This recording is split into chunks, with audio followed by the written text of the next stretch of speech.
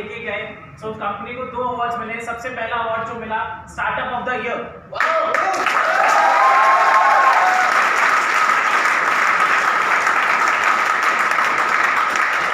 Startup of the year का क्या मतलब होता है? स्टार्टअप ऑफ द ईयर उस कंपनी को दिया जाता है कि जिसने 1 साल के अंतर अपनी एक बहुत अच्छी प्रोग्रेस दिखाई।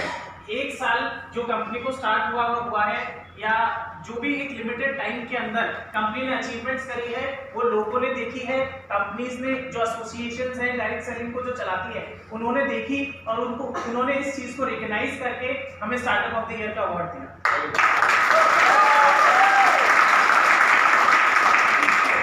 सेकेंड हमें अवार्ड मिला है कंज्यूमर के प्रति सोचने का कि हम कंज्यूमर के लिए क्या बेस्ट सोच रहे हैं, क्या हम कस्टमर के लिए बेस्ट सोच रहे हैं। तो उस अवार्ड को मिलने का रीजन क्या था?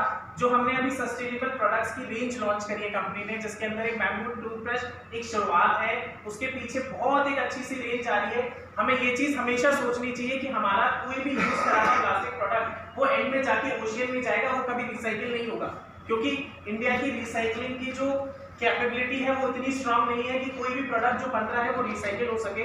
तो हमें अपने जो भी प्रोडक्ट्स हम यूज कर रहे हैं हमारी डेली लाइफ में उसको लीस्ट से लीस्ट प्लास्टिक का कैसे बना सकते हैं। तो कंपनी उसकी एक पूरी रेंज लेकर आ रही है जिसके अंदर कंघा भी रहेगा, उसके अंदर आपकी शेविंग का सामान भी रहेगा और बहुत सारे ऐसे प्रोडक्ट्स जो केमिकल फ्री रहेंगे। हमने हमारी लास्ट मीटिंग में भी बताया था, क्योंकि इन सब चीजों को बड़े पिक्चर में नहीं सोचते हैं हम लोग, पर हम छोटी छोटी अगर चेंजेस हमारी लाइफ के अंदर करने लग गए तो इसका एक बहुत बड़ा और मेजर इम्पैक्ट आएगा और हम अपने आप को प्राउड करेंगे कि ये डेजॉय और डेजॉय के सभी लोग को इस्तेमाल करते हैं और उससे जुड़ा हुआ हर व्यक्ति उस चीज को प्राउड करेगा, क्योंकि वो चीज एनवायरमेंट के लिए हम सोच रहे हैं, नेचर के लिए हम सोच रहे हैं, अर्थ के लिए हम सोच रहे हैं। सो एक केमिकल फ्री रेंज आएगी। फॉर एन एग्जांपल, अगर टॉयलेट क्लीनर है तो टॉयलेट क्लीनर बहुत सारे ऐड करके बताते हैं और बहुत सारे डेमोस होते हैं जिसके अंदर बताया जाता है कि इसके अंदर इतने केमिकल हैं और आपका ये इतनी साफ कर देगा।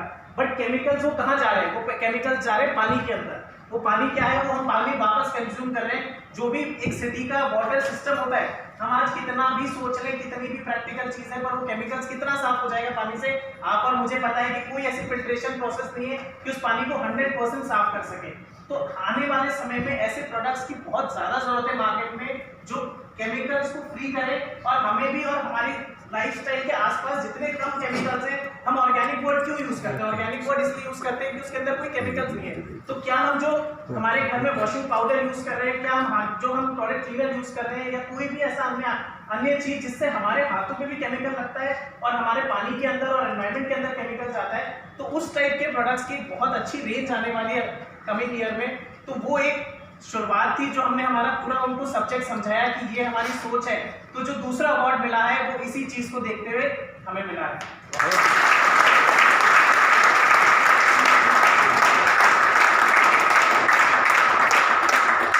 एंड क्या अपकमिंग प्रोडक्ट्स आ रहे हैं, ये सब चीजें तो हम बता चुके हैं। अभी मैं हरिद्वार से आ रहा हूँ, सो बहुत ज्यादा पॉजिटिव एनर्जी के साथ, बहुत सारे नए प्रोडक्ट्स की प्लानिंग के साथ जो आने वाले अगले 2021 है उसका एक पूरा मैप तैयार करके आए हैं कि जनवरी में कौन सा प्रोडक्ट लॉन्च होगा, फरवरी में कौन सा होगा, मार्च में कौन सा होगा। ऐसा नहीं है कि कोई भी उठा के प्रोडक्ट लॉन्च करते हैं, हर चीज एक प्री प्लान तरीके से होगी और उसकी एक बहुत अच्छी रेंज की आदमी को सुबह अगर अभी फॉर एन एग्जांपल ऑल्टरनेट ढूंढना पड़ता है कि आज ये प्रोडक्ट डेजॉय में नहीं है, तो अब कंपनी की जो बेसिक नीड थी वो कंप्लीट हो गई है। अब कंपनी मूव कर रही है जो अपनी रेंज को प्लस करना है, जहां पर उन प्रोडक्ट्स को लेकर आया जा रहा है कि जो हमारे लाइफस्टाइल में है और डेजॉय में नहीं आया अभी तक। तो उस प्रोडक्ट्स के ऊपर भी वर्किंग शुरू हो चुकी है। Ranges for an example face wash की 2 से 3 रेंजेस और आएंगी, सोप की एक पूरी एक नई रेंज आएगी। तो इस टाइप से हर प्रोडक्ट की एक रेंज आएगी। शैम्पू मतलब बेसिकली पर्सनल केयर की रेंज के ऊपर अगले 6 महीने के अंदर एक बहुत अच्छी वर्किंग होने वाली है।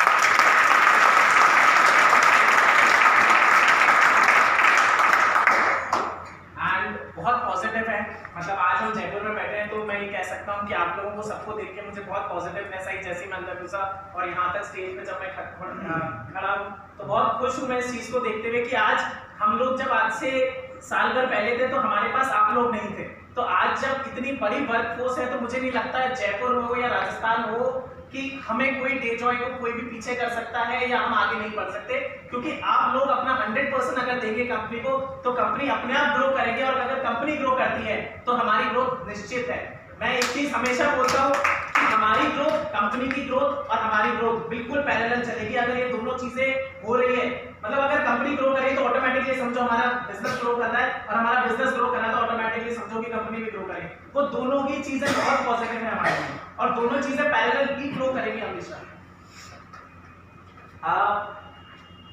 और जो पुराने लीडर्स हैं, आप लोग थोड़ा सा उन लोगों को भी मैं पॉइंट आउट करके, बहुत सारी चीजें हैं जो मेरे माइंड में चल रही है। सो पुराने लीडर्स कुछ ट्रैक हो गए थे रास्ते में, आप लोगों को सबको बताना इसलिए जरूरी है क्योंकि आप लोग भी फैमिली का पार्ट है। तो अब वो सारा समय खत्म हो गया, लॉकडाउन के बाद जरूर हम सबको झटका लगा बिजनेस में, फाइनेंशियली, मेंटली। तो अब वो समय निकल चुका है। आज हम 200, 150, 200 लोग आज यहाँ बैठे हैं, तो वो टाइम ड्यूरेशन अलग था जहाँ 20 लोगों की भी परमिशन नहीं मिलती थी। तो अब हम बिजनेस को बहुत अच्छी गति में खींच सकते हैं, पर ये हमें अंदर से लेकर आना पड़ेगा। क्योंकि अब मैं सुनने लग गया कि सर अभी इस महीने त्योहार हैं इसलिए बिजनेस नहीं होगा। यार त्योहार से और बिजनेस का क्या फिनोमेना मुझे आज तक नहीं समझ में आया। जब आपकी जेब में पैसा है ना, उस दिन आप त्योहार मना सकते हो। ये मेरे पापा ने एक लाइन मुझे बचपन में सिखाई थी कि जिस दिन तुम्हारे पास जेब में पैसा है उस दिन होली, दिवाली, राखी उस दिन मनाओगे तुम, जिस दिन तुम्हारी जेब में पैसा है। तो फेस्टिवल्स एक पार्ट है जो हमारी लाइफस्टाइल है, पर उसको बिजनेस पे इफेक्ट मत होने दो किसी भी कारणवश।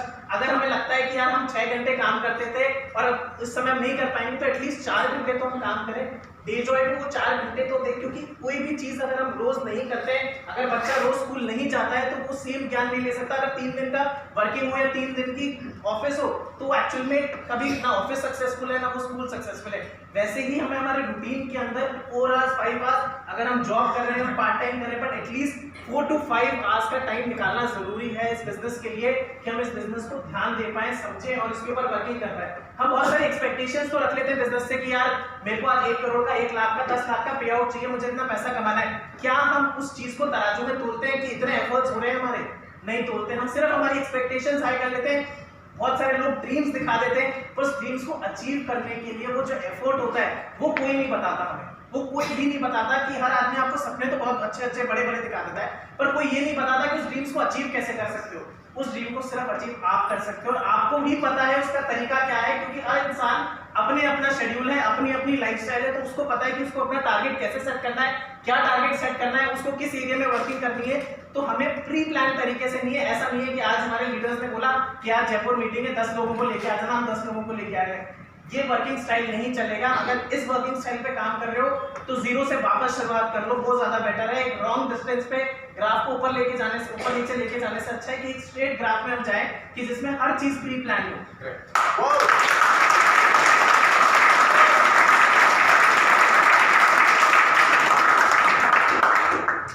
सो फाइनली मैं तो यही बोलना चाहूंगा कि कंपनी अपने तरफ से सारे एफर्ट्स कर रही है। कंपनी की रोज एक ट्रेनिंग मीटिंग हो रही है। सो ट्रेनिंग मीटिंग, सेमिनार्स, इन चीजों के ऊपर पिछले 2 महीने के अंदर एक बहुत ट्रेमेंडस डिफरेंस आया है। लास्ट 2 मंथ्स से mister Ikram has been traveling all across India and I need clapping for him as well.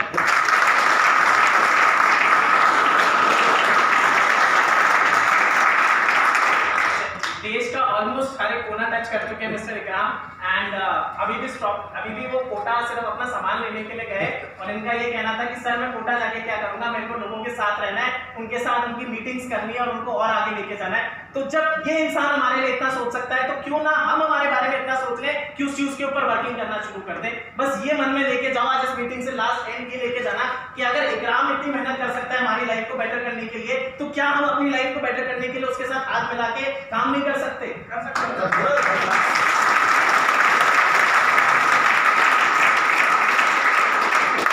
ये चीज लेकर आनी है, अंदर जुनून होना चाहिए।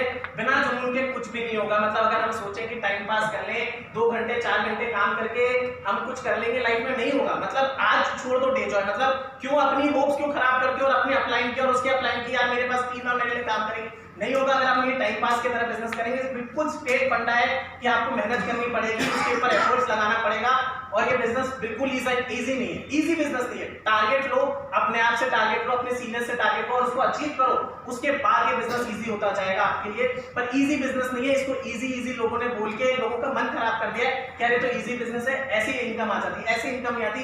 हर चीज के ऊपर एफर्ट लगता है, एफर्ट आपको लगाना है। एक बार एफर्ट से, जैसे गाड़ी की स्पीड चलती है ना, उसके बाद नहीं रुकती। एक बार अगर बिजनेस ग्रो करने लगता है, जैसे हमारे नीचे 1000, 1500, 2000 लोग आ गए, उसके बाद बिजनेस नहीं रुकेगा। पर वो 2000 2000 तक पहुंचाने का जो आंकड़ा है ना, उसके लिए हमारी सारी एनर्जी लग जाएगी। तो वो एनर्जी अंदर से लेकर आए और ये 6 महीने का एक टारगेट ले लेके यार 6 महीने में मुझे 2000 लोग मेरे नीचे कैसे भी करने हैं, मतलब उसके लिए मुझे रात दिन लगाना पड़े, उसके लिए मुझे लोन लेना पड़े, उसके लिए मुझे मेरे सीनियर्स के साथ घूमना पड़े, पर वो 2000 का आंकड़ा पूरा होना चाहिए, तभी मेरा बिजनेस ग्रो होगा। क्योंकि उससे नीचे तो हमारी सेटिस्फेक्शन लेवल ही नहीं आएगा, उससे ज्यादा तो हमारे खर्चे होते हैं। आज एज ए नेटवर्कर खर्चे कितने ज्यादा होते हैं, तो उस खर्चे को मीट करने के लिए भी तो हमारे पास एक बड़ा गोल होना चाहिए। उस गोल को तभी तो अचीव कर पाएंगे जब हमारी अच्छी प्लानिंग है। तो प्लानिंग को फोकस करो। लीडर्स से, अपने जो सीनियर लीडर्स हैं, जो लोग आप लोग नए हैं, अपने सीनियर लीडर्स के साथ मीटिंग्स करिए, इन लोगों से प्लानिंग लीजिए कि कब आपके शहर, आप लोग सब अलग अलग शहरों से हैं, तो कैसे आपके साथ मिलके ये अलग अलग शहर में आके मीटिंग्स कर सकते हैं, कंपनी कैसे आपको मीटिंग्स में हेल्प कर सकती है। इन्हीं सब चीज़ों पे फोकस करो, बिजनेस अपने आप ग्रो कर जाएगा। And thank you.